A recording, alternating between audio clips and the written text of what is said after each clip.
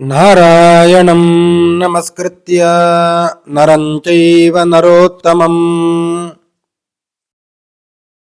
ದೇವೀಂ ಸರಸ್ವತೀಂ ವ್ಯಾಸಂ ತತೋ ಜಯಮುದೀರಯೇ. ದ್ವೈಪಾಯನೋಷ್ಠಪುಟನಿಸ್ಸೃತಮಪ್ರಮೇಯಂ ಪುಣ್ಯಂ ಪವಿತ್ರಮಥ ಪಾಪಹರಂ ಶಿವಂ ಚ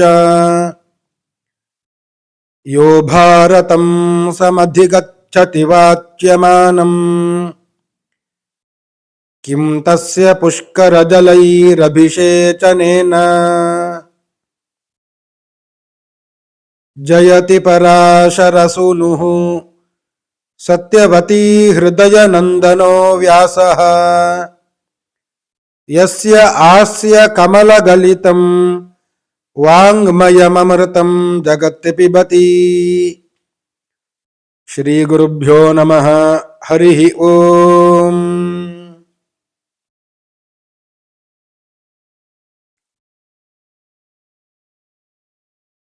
ಮಾರ್ಕಂಡೇಯರು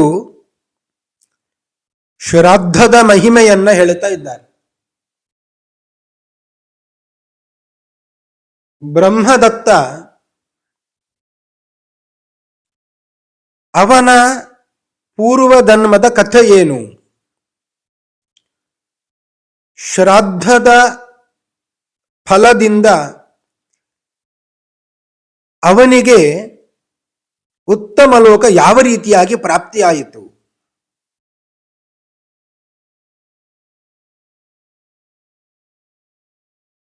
ಏಳು ಮಂದಿ ಭರದ್ವಾಜರ ಮಕ್ಕಳು ಯೋಗಭ್ರಷ್ಟರಾಗಿ ಕೌಶಿಕರ ಮಕ್ಕಳಾಗಿ ಹುಟ್ಟಿದ್ರು. ಅದರಲ್ಲಿ ಕೊನೆಯವ ಪಿತೃವರ್ತಿ ಎಂಬುವವನೇ ಬ್ರಹ್ಮದತ್ತ ರಾಜನಾಗಿದ್ದು. ಈ ಏಳು ಮಂದಿ ಮಕ್ಕಳ ಕಥೆ ಏನು ಅಂತ ಹೇಳುತ್ತಾ ಇದ್ದಾರೆ.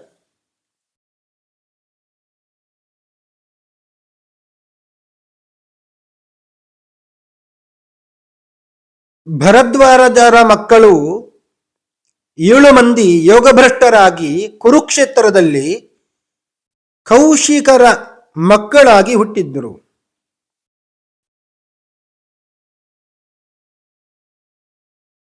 ಅವರ ವಿದ್ಯಾಭ್ಯಾಸ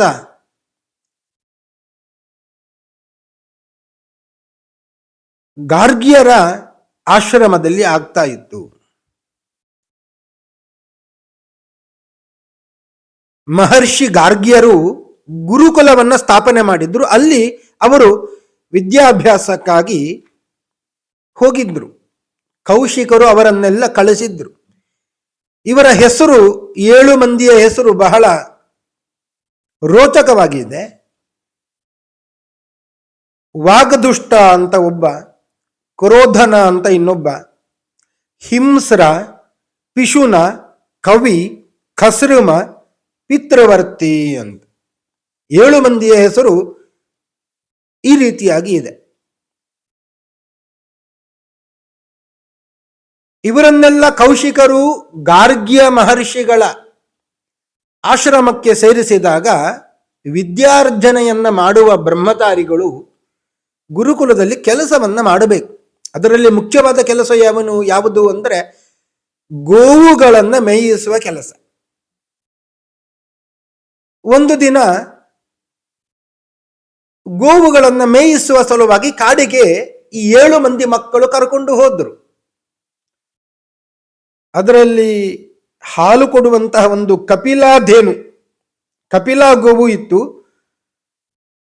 ಹಾಲು ಕೊಡುವಂತಹ ಕಪಿಲಾ ಗೋವು, ಕರು ಕೂಡ ಇತ್ತು ಅದಕ್ಕೆ. ಅದನ್ನು ಕೂಡ ಕರ್ಕೊಂಡು ಹೋದ್ರು. ಮಧ್ಯಾಹ್ನದ ಹೊತ್ತು ಈ ಏಳು ಮಂದಿ ಕೂಡ ಹಸುಗಳನ್ನು ಕರ್ಕೊಂಡು ಹೋಗಿದ್ದಾರೆ.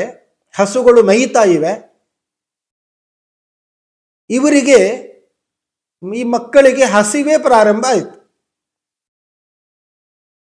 ದಿಕ್ಕೇ ತೋಚದಂತೆ ಆಯಿತು. ಕಾಡಿನಲ್ಲಿ ಎಷ್ಟು ಹುಡುಕಿದ್ರು ಏನು ಸಿಗಲಿಲ್ಲ. ಅದರಲ್ಲಿ 4 ಮಂದಿ ಯೋಚನೆ ಮಾಡಿದ್ರು. ಒಳ್ಳೆಯ ಹಸು ಇದು, ಕಪಿಲಾ ಗೋವು, ಇದನ್ನೇ ಕೊಂದು ತಿಂದು ಬಿಡೋಣ ಅಂತ. ಹಸಿವೆ ಆದಾಗ ಏನು ಯೋಚನೆ ಮಾಡುತ್ತಾರೆ ಅಂತ ಗೊತ್ತಿರುವುದಿಲ್ಲ. ಆಗ ಇನ್ನಿಬ್ಬರು ಮಂದಿ, ಕವಿ ಮತ್ತು ಕಸ್ರಮ ಅಂತ, ಅವರು ಹೇಳಿದ್ರು ಗೋವನ್ನ ಕೊಲ್ಲಬಾರದು, ಹಿಂಸೆ ಅದು,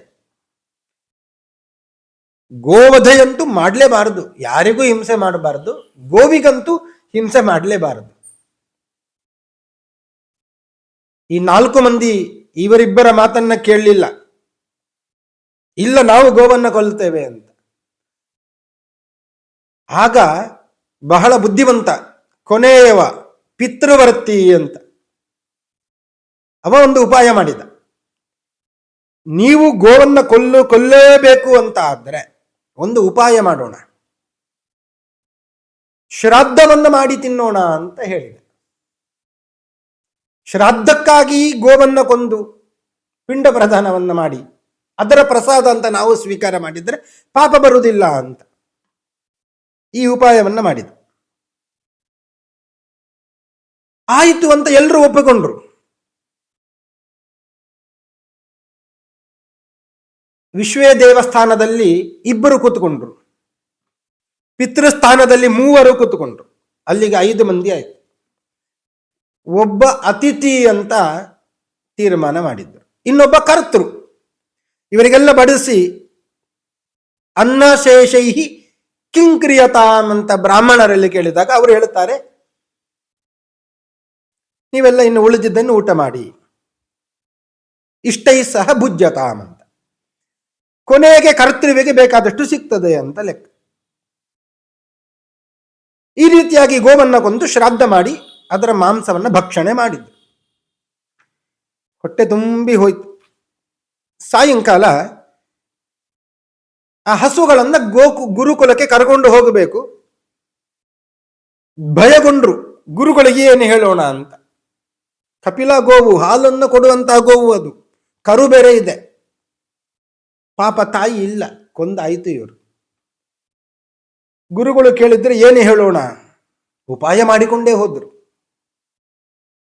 ಗುರುಗಳ ಬಳಿಗೆ ಹೋಗಿ ಎಲ್ಲ ಸೇರಿಕೊಂಡು ಹೇಳಿದ್ರು,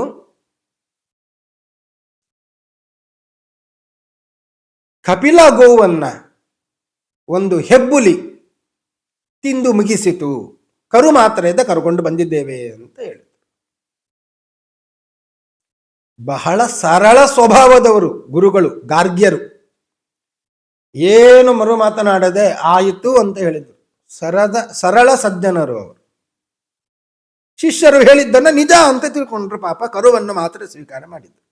ಬಹಳ ಬೇಸರ ಪಡ್ಕೊಂಡ್ರು. ಹಾಲು ಕೊಡುವಂತಹ ಒಳ್ಳೆಯ ಹಸು ಇತ್ತು, ಅದನ್ನೇ ಹುಲಿ ತಿಂದು ಬಿಡುತ್ತಲ್ಲ ಅಂತ ಬಹಳ ದುಃಖಗೊಂಡ್ರು. ಆದರೆ ಇವರು ಮಾಡಿದ ಅನರ್ಥ, ಈ ಮಕ್ಕಳು 7 ಮಂದಿ ಮಾಡಿದ ಮಕ್ಕಳು ಅನರ್ಥ, ಅದು ಕೆಟ್ಟ ಜನ್ಮಕ್ಕೆ ಕಾರಣ ಆಯಿತು. ಇವರು ಈ ಜನ್ಮವನ್ನ ಬಿಟ್ಟರು, ಮುಂದಿನ ಜನ್ಮದಲ್ಲಿ ಅವರು ಹುಟ್ಟಿದ್ದು ಯಾರಿಗೂ ಬೇಡವಾದಂತಹ ಬೇಡರ ಜನ್ಮದಲ್ಲಿ ಹುಟ್ಟಿದ್ರು. ಪ್ರಾಣಿ ಹತ್ಯೆಯನ್ನ ಮಾಡಿದ್ದಲ್ವ, ಪ್ರಾಣಿ ಹತ್ಯೆ ಮಾಡುವ ಜನ್ಮವೇ ಬಂತು ಅವರಿಗೆ. ಜಾತಾಹ ವ್ಯಾಧಾಹ ದಶಾರಣೇಶು, ದಶಾರಣ ಎಂಬ ಪ್ರದೇಶದಲ್ಲಿ ಅವರು ವ್ಯಾಧರಾಗಿ ಹುಟ್ಟಿದ್ರು. ಅವರಿಗೆ 7 ಮಂದಿಗೆ ಹೆಸರು, ಅದು ಕೂಡ ಬಹಳ ರೋಚಕವಾಗಿದೆ. ನಿರುವೈರ, ನಿರ್ವೃತಿ, ಶಾಂತ, ನಿರ್ಮನ್ಯು, ಕೃತಿ, ವೈಧಸ, ಮಾತೃವರ್ತಿ ಅಂತ 7 ಮಂದಿಗೆ 7 ಹೆಸರು. ಬೇಡರಾಗಿ ಹುಟ್ಟಿದ್ರು. ಶ್ರಾದ್ದ ಮಾಡಿದ ಒಂದು ವಿಶೇಷತೆಯಿಂದ ಪೂರ್ವ ಜನ್ಮದ ಸ್ಮರಣೆ ಇವರಿಗೆ ಇತ್ತು. ಗುರುಗಳಿಗೆ ಸುಳ್ಳು ಹೇಳಿದ್ದು ಅದು ಅನರ್ಥ, ಗೋವನ್ನ ಹಿಂಸೆ ಮಾಡಿದ್ದು ಅನರ್ಥ, ಆದರೆ ಶ್ರಾದ್ದಕ್ಕಾಗಿ ಹಿಂಸೆ ಮಾಡಿದ್ದರಲ್ಲ, ಆ ಕಾರಣದಿಂದ, ಶ್ರಾದ್ದ ಮಹತ್ವದಿಂದ, ಪಿತೃಗಳ ಅನುಗ್ರಹದಿಂದ ಪೂರ್ವ ಜನ್ಮದ ಸಂಸ್ಕಾರ ಇವರಿಗೆ ಇತ್ತು, ಸ್ಮರಣೆ ಇತ್ತು. ಆ ಕಾರಣದಿಂದ ತಂದೆ ತಾಯಿ ಬದುಕು ಇರುವವರೆಗೂ ಕೂಡ ಬೇಟೆಯನ್ನು ಆಡುತ್ತಾ ಇದ್ರು. ತಂದೆ ತಾಯಿಗಳು ಮೃತರಾದ ಮೇಲೆ ಇವರು ಬೇಟೆಯಾಡುವುದನ್ನೇ ಬಿಟ್ಟು ಬಿಟ್ರು ಅಂತ.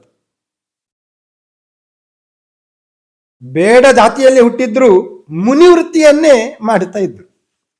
ಉಪವಾಸ ವ್ರತವನ್ನೆಲ್ಲ ಮಾಡಿದ್ರು.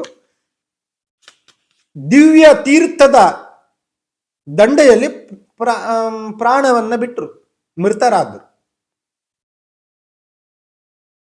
ಮತ್ತೆ ಅವರಿಗೆ ಮುಂದಿನ ಜನ್ಮ ಏನು ಬಂತು ಅಂದ್ರೆ ಚಿಗರೆಯ ಜನ್ಮ ಬಂತು, ಜಿಂಕೆಯ ಜನ್ಮ ಬಂತು.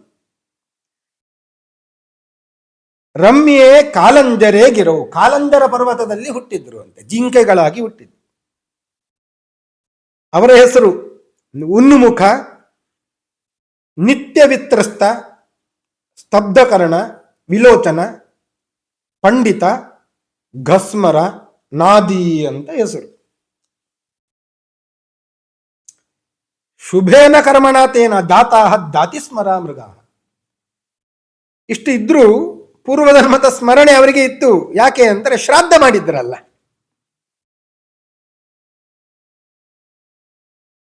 ಆ ಕಾರಣದಿಂದಲೇ ತಾನು ಮಾಡಿದ ತಪ್ಪು ಏನು ಅಂತ ಗೊತ್ತಿತ್ತು. ಯಾವ ಪ್ರಾಣಿಗಳ ಒಟ್ಟಿಗೆ ಕೂಡ ಸೇರ್ತಾ ಇದ್ದಿಲ್ಲ. ತಾವು 7 ಮಂದಿ ಮಾತ್ರ ಜಿಂಕೆಗಳು ಉಪವಾಸವನ್ನು ಕೂಡುತ್ತಾ ಇದ್ರು ಅಂತ, ವ್ರತ ಉಪವಾಸದಲ್ಲೇ ಇದ್ರು.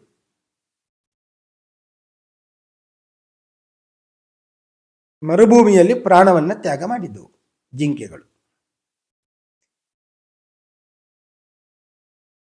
ಮತ್ತೆ ಮುಂದಿನ ಜನ್ಮ ಚಕ್ರವಾಕ ಅಂತ ಪಕ್ಷಿಗಳು, ಮಳೆಯ ನೀರನ್ನೇ ಕಾಯ್ತಾ ಇರುತ್ತವೆ ಅಂತವರು. ತಲೆಯನ್ನು ಮೇಲೆ ಎತ್ತಿ ಯಾವಾಗ ಮಳೆ ಬರ್ತದೆ ಅಂತ ಅದನ್ನ ಮಾತ್ರ ಕುಡಿಯುವ ಪಕ್ಷಿಗಳು ಚಕ್ರವಾಕ ಪಕ್ಷಿಗಳು. ಚಕ್ರವಾಕಗಳಾಗಿ ಜನ್ಮವನ್ನ ಎತ್ತಿದ್ರು. ಶರದ್ವೀಪದಲ್ಲಿ ಚಕ್ರವಾಕ ಪಕ್ಷಿಗಳಾದರು. ಅವರಿಗೆ ಹೆಸರು ಆಗ ನಿಸ್ಪೃಹ, ನಿರ್ಮಮ, ಕ್ಷಾಂತ, ನಿರ್ದ್ವಂದ್ವ, ನಿಷ್ಪರಿಗ್ರಹ, ನಿರ್ವೃತ್ತಿ, ನಿಭೃತ ಅಂತ ಈ ಹೆಸರಿನಿಂದ ಅಲ್ಲಿ ಹುಟ್ಟಿದ್ದು. ಉಗ್ರವಾದ ತಪಸ್ಸನ್ನು ಆಚರಿಸಿದ್ದಾವೆ ಅಂತ. ಯಾಕೆ ಅಂದ್ರೆ ಹಿಂದಿನ ಜನ್ಮದ ಸ್ಮರಣೆ ಇತ್ತು. ಯಾಕಾಗಿ ಈ ಜನ್ಮ ಬಂತು? ಗುರುಗಳಿಗೆ ಸುಳ್ಳು ಹೇಳಿದ ಕಾರಣ, ಗೋವನ್ನ ಹತ್ಯೆ ಮಾಡಿದ್ದ ಕಾರಣ. ಆದರೂ ಸ್ಮರಣೆ ಯಾಕಿತ್ತು? ಶ್ರಾದ್ದವನ್ನ ಮಾಡಿದ ಕಾರಣ, ಪಿತೃಗಳ ಅನುಗ್ರಹ ಆಗಿತ್ತು. ಇಲ್ಲಿಯೂ ಕೂಡ ಯಾವ ಪಕ್ಷಿಗಳ ಒಟ್ಟಿಗೆ ಸೇರದೆ ಪ್ರತ್ಯೇಕವಾಗಿ ಇಂದ್ರಿಯ ನಿಗ್ರಹವನ್ನು ಹೊಂದಿ ಸುಖದ ಅಭಿಲಾಷೆಯನ್ನು ಬಿಟ್ಟು ಹರಿಯಲ್ಲಿಯೇ ಮನಸ್ಸನ್ನ ಮಾಡಿ ಪ್ರಾಣವನ್ನ ತೊರೆದಿದ್ದಾವೆ. ಮುಂದಿನ ಜನ್ಮ ಬಂತು, ಹಂಸಗಳಾಗಿ ಹುಟ್ಟಿದ್ದಾವೆ ಅಂತೆ ಮಾನಸ ಸರೋವರದಲ್ಲಿ. ಅಥತೆ ಸೋದರಾಹ ಜಾತಾಹ ಹಂಸಾಹ ಮಾನಸಚಾರಿಣ, ಮಾನಸಚಾರಿಣ ಹಂಸಗಳಾಗಿ ಹುಟ್ಟಿದವು. ಹಂಸಗಳಾಗಿ ಹುಟ್ಟಿದಾಗ ಅವರಿಗೆ ಹೆಸರು ಸುಮನಾಹ, ಶುಚಿವಾಕ್, ಶುದ್ಧ, ಪಂಚಮ, ಛಿದ್ರದರ್ಶನ, ಸುನೇತ್ರ, ಸ್ವತಂತ್ರ ಅಂತ. ಮಾನಸ ಸರೋವರದಲ್ಲಿ ಹುಟ್ಟಿದ್ದು. ಸರೋವರವೇ ಅಂತದ್ದು, ಪುಣ್ಯಮಯವಾದಂತಹ ಕ್ಷೇತ್ರ ಅದು. ಹಿಂದಿನ ಜನ್ಮದ ಸ್ಮರಣೆ ಇತ್ತು, ಪಾಪದ ಅರಿವು ಇತ್ತು. ಇಲ್ಲಿಯೂ ಕೂಡ ಆ ಹಂಸಗಳು ತಪಸ್ಸನ್ನ ಮಾಡುತ್ತಾ ಇದ್ದಾವೆ ಅಂತ. ತಪಸ್ಸನ್ನು ಮಾಡುವ ಸಂದರ್ಭದಲ್ಲಿ ಒಬ್ಬ ರಾಜ ಬಂದ ಅಲ್ಲಿಗೆ. ರಾಜ ಬೇಟೆಯಾಡ್ಲಿಕ್ಕಂತ ಬಂದಿದ್ದು. ಅಂತಃಪುರದ ಸ್ತ್ರೀಯರೊಂದಿಗೆ ಕೂಡಿಕೊಂಡೇ ಬಂದ. ಬೇಟೆಯೂ ಆಯಿತು, ಸರೋವರದಲ್ಲಿ ಸ್ನಾನವೂ ಆಯಿತು, ವಿಹಾರವೂ ಆಯಿತು, ಕ್ರೀಡೆಯೂ ಆಯಿತು ಅಂತ. ವಿಬ್ರಾಜ ಅಂತ ಹೆಸರು ಅವನದ್ದು. ರಾಜನ ಹೆಸರು ವಿಬ್ರಾಜ. ವಿಬ್ರಾಜ ಅಂತಃಪುರದ ಸ್ತ್ರೀಯರೊಂದಿಗೆ, ಭಟರೊಂದಿಗೆ, ಸೈನ್ಯದೊಂದಿಗೆ ಮೆರವಣಿಗೆಯಲ್ಲಿ ಬರ್ತಾ ಇದ್ದಾನೆ. ಅದನ್ನು ನೋಡಿದಾಗ ಕಣ್ಣು ಮುಚ್ಚಿ ತಪಸ್ಸು ಮಾಡುತ್ತಾ ಇದ್ದಾವೆ ಹಂಸಗಳು. ಅದರಲ್ಲಿ 3 ಹಂಸಗಳು, ಕೊನೆಯ 1 ಹಂಸ ಮತ್ತು ಕೊನೆಯ 2 ಹಂಸಗಳು ಆ ರಾಜನನ್ನ ನೋಡಿದ್ದಾವೆ ಅಂತ. ಬಹಳ ಖುಷಿ ಆಯಿತು. ತಪಸ್ಸನ್ನ ಮಾಡುತ್ತಾ ಇರುವ ಹಂಸಗಳು, ಕೊನೆಯ 3 ಹಂಸಗಳು ರಾಜನನ್ನ ನೋಡಿ ನಾವು ಹೀಗೆ ಆಗಬೇಕು ಅಂತ ಯೋಚನೆ ಮಾಡಿದವು ಅಂತೆ. ಕೊನೆಯ ಹಂಸ ಸ್ವತಂತ್ರ ಅಂತ ಹಂಸ. ಹಿಂದೆ ಪಿತೃವರ್ತಿ ಅಂತ ಆಗಿದ್ದವ, ಅವನೇ ಈಗ ಸ್ವತಂತ್ರ ಎಂಬ ಹಂಸ ಆಗಿದ್ದಾನೆ. ಕಣ್ಣು ಬಿಟ್ಟು ನೋಡುವಾಗ ರಾಜ ಬರ್ತಾ ಇದ್ದಾನೆ. ಅವನ ಮೆರವಣಿಗೆ, ಅವನ ವೇಷಭೂಷಣ, ಅವನಿಗೆ ಗೌರವ ಮಾನ ಇದನ್ನೆಲ್ಲ ನೋಡಿ ನಾನು ರಾಜನಾಗಬೇಕು ಅಂತ ಅನಿಸಿತು ಅವನಿಗೆ. ತಪಸ್ಸಿನಿಂದ ವೈರಾಗ್ಯ ಬರಬೇಕು, ಈ ತಪಸ್ಸೇ ಹೋಗಿಬಿಡುತ್ತೆ. ರಾಜನಾಗಬೇಕು ಅಂತ ಅಂದುಕೊಂಡಾಗ ಪಕ್ಕದಲ್ಲಿ ಇರುವ 2 ಹಂಸಗಳು ನೀನು ರಾಜನಾದರೆ ನಾವು ಮಂತ್ರಿಗಳಾಗ್ತೇವೆ ಅಂತ ಹೇಳಿಬಿಟ್ಟವು. ಇದನ್ನ ನೋಡಿದ ಶುಚಿವಾಕ್ ಅಂತ ಒಂದು ಹಂಸ ಅದು ಹೇಳಿತು ಅಂತೆ, ರಾಧಾತ್ವಂ ಭವಿತಾ ತಾತ ಕಾಂಪಿಲ್ಯೇ ನಾತ್ರ ಸಂಶಯ. ನೀವು ಎಷ್ಟು ಯೋಚನೆ ಮಾಡಿದ್ರಿಂದ ನೀನು ರಾಜನಾಗ್ತಿ, ಉಳಿದ 2 ಅಂಶಗಳು ಮಂತ್ರಿಗಳಾಗ್ತಾವೆ. ನೀವು ಆಗಿರಿ, ರಾಜನಾಗಿ ಮಂತ್ರಿಗಳಾಗಿರಿ ನೀವು. ಆದರೆ ನಾವು ಮಾತ್ರ ಯೋಗಭ್ರಷ್ಟರಾಗುವುದಿಲ್ಲ, ಪರಮಾತ್ಮನನ್ನ ಚಿಂತನೆ ಮಾಡಿ ಮೋಕ್ಷಕ್ಕೆ ಹೋಗ್ತೇವೆ. ಇಷ್ಟು ಹೇಳಿದಾಗ ಜ್ಞಾನೋದಯ ಆಯಿತು. ಆ 3 ಹಂಸಗಳಿಗೂ ಕೂಡ ಬೇಡಿಕೊಂಡವು ಅಂತೆ. ಎಂತಹ ಘೋರವಾದ ಶಾಪ ಇದು! ನೀವೆಲ್ಲ ಯೋಗಭ್ರಷ್ಟರಾಗದೆ ಸಚ್ಚಿಂತನೆಯನ್ನ ಮಾಡಿ ಮೋಕ್ಷಕ್ಕೆ ದಾರಿಯನ್ನ ಕಂಡುಕೊಂಡಿದ್ದೀರಿ. ನಾವು ಮಾತ್ರ ಮತ್ತೆ ಸಂಸಾರದಲ್ಲಿ ಬೀಳ್ತೇವಲ್ಲ. ಮತ್ತೆ ಯೋಚನೆ ಬಂತು, ವೈರಾಗ್ಯ ಏನು ಮಾಡಬೇಕು, ನಮಗೂ ಒಂದು ದಾರಿ ತೋರಿಸಿ ಅಂತ ಹೇಳಿದಾಗ ಆ ಹಂಸಗಳು ಒಂದು ವರವನ್ನು ಕೊಟ್ಟಿದ್ದಾರೆ. ಏನೋ ದಾರಿ ತಪ್ಪಿ ನಡೀತೀರಿ, ಆದರೂ ಭಗವಂತನ ಅನುಗ್ರಹ ಆಗ್ತದೆ. ಒಂದು ವರವನ್ನು ಕೊಡ್ತೇವೆ ಅಂತ ಆ ಹಂಸಗಳು ಹೇಳಿದವು ಅಂತೆ, 4 ಹಂಸಗಳು. ಯಾಕೆ ಅಂದ್ರೆ ಪಿತೃವರ್ತಿ ಅಂತ ಆಗಿದ್ದಾಗ ನೀನು ಈಗ ಸ್ವತಂತ್ರ ಆಗಿದ್ದಿ, ಮುಂದೆ ನೀನು ರಾಜನಾಗ್ತಿ. ನೀನು ರಾಜನಾದಾಗ ನಿನಗೆ ಎಲ್ಲ ಪ್ರಾಣಿ ಪಕ್ಷಿ ಕೀಟಗಳ ಭಾಷೆ ಬರುತ್ತದೆ. ವರವನ್ನ ಕೊಟ್ಟಿದ್ದೇವೆ ಅಂತ. ಸರ್ವ ಸತ್ವ ಋತಜ್ಞಾಶ್ಚ ಸ್ವತಂತ್ರೋಯಂ ಭವಿಷ್ಯತಿ. ಸರ್ವಸತ್ವ ಋತಜ್ಞ, ಎಲ್ಲ ಪ್ರಾಣಿಗಳ ಭಾಷೆ ಬರುವ ಅನುಗ್ರಹ ನಿನಗೆ ಇರುತ್ತದೆ.